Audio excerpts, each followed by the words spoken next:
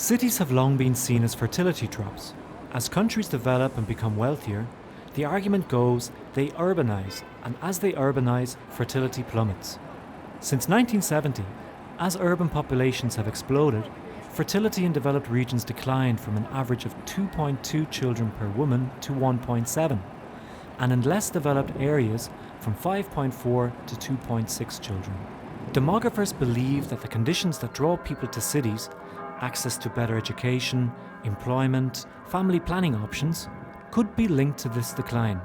But there is growing evidence that cities may be unfairly blamed for falling fertility, at least in the developed world. We analyzed 35 urban areas, and as it turns out, fertility was on average 7% higher than in the countries those cities are located in. This higher fertility pattern crosses borders. Lisbon has a 50% higher birth rate than Portugal, Bratislava 31% more than Slovenia, and Birmingham 17% more than the UK. Surprising numbers also emerged from US cities. In Dallas, the adjusted birth rate was 17% more compared with the national average. Usually you would argue that cities are expensive places to raise children. But what we found out is that it is actually the cities with the highest costs of living, such as New York City, London, and Munich, who tend to have an above average fertility rate.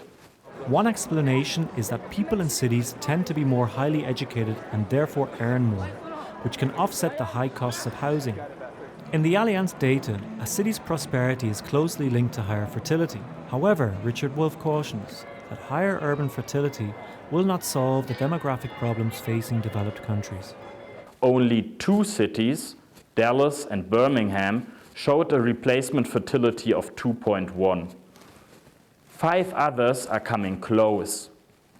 This means that although cities might be baby booming, it is not really a solution to population aging.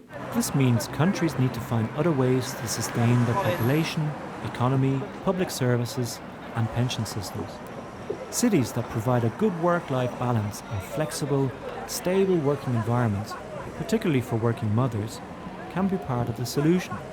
If this is achieved, then other adults may be encouraged towards parenthood, and urban streets will not be as bereft of laughing, playing children as once was feared.